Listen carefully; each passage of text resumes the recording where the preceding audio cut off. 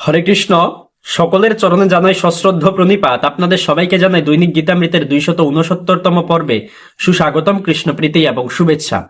দৈনিক গীতামৃতের আজকের এই পর্বে আমি আপনাদের নিকট আলোচনা করব ভগবদ গীতার 7ম অধ্যায়ের 9ম শ্লোক।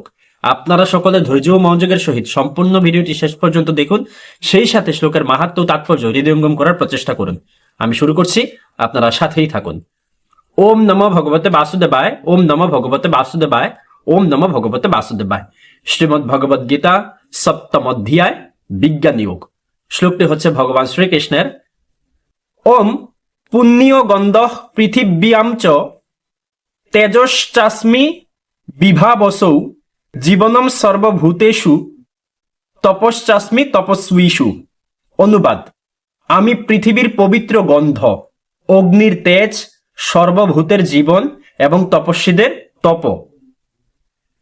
এই শ্লোকে ভগবান বলল যে ভগবান হচ্ছেন পৃথিবীর পবিত্র গন্ধ, আগুনের বা অগ্নির তেজ, সর্বভূতের জীবন অর্থাৎ সকল প্রাণীর, সকল জীবের তিনি হচ্ছেন জীবন, এবং তপস্বীদের তপ অর্থাৎ তপস্বীদের তিনি হচ্ছেন তপস্যা।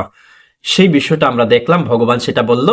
তো এই শ্লোক সম্বন্ধে শ্রীল প্রভুপাদ কি মন্তব্য করছেন সেই বিষয়টাও আমরা তাৎপর্য থেকে দেখিনি। তাৎপর্য: পুণ্য শব্দটির অর্থ যা বিকারগ্রস্ত হয় না। পুণ্য হচ্ছে মৌলিক। জড় জগতে সবকিছুরই একটি বিশেষ সৌরভ বা গন্ধ আছে, যেমন ফুলের গন্ধ, মাটির গন্ধ, জলের গন্ধ, আগুনের গন্ধ, বাতাসের গন্ধ ইত্যাদি। পবিত্র, নিষ্কলুষ আদি অকৃত্রিম যে সুবাস সবকিছুর মধ্যে প্রবিষ্ট থাকে তা স্বয়ং শ্রীকৃষ্ণ। তেমনি সবকিছুরই বিশেষ একটি স্বাদ আছে, তবে রাসায়নিক দ্রব্যের মিশ্রণে এই স্বাদের পরিবর্তন করা যায়। তাই প্রতিটি বস্তুর নিজস্ব ঘ্রাণ, সুবাস ও স্বাদ আছে। বিভাবসু অর্থে অগ্নি। এই অগ্নি ছাড়া কলকারখানা চলে না, রান্না করা যায় না, অর্থাৎ অগ্নি ছাড়া কোনো কাজই করা যায় না। সেই অগ্নি স্বয়ং শ্রীকৃষ্ণ, সেই অগ্নির তাপই শ্রীকৃষ্ণ। আয়ুর্বেদ শাস্ত্রে বলা হয়েছে যে আমাদের উদরস্থ নিম্ন তাপের ফলেই অজীর্ণতা হয়, সুতরাং এমনকি খাদ্য হজম করবার জন্যও আমাদের আগুনের প্রয়োজন। কৃষ্ণ ভাবনার প্রভাবে আমরা জানতে পারি যে মাটি, জল, বায়ু, অগ্নি আদি সব রকমের সক্রিয় উপাদান এবং সব রকমের রাসায়নিক ও ভৌতিক পদার্থ শ্রীকৃষ্ণ থেকে উদ্ভূত হয়েছে।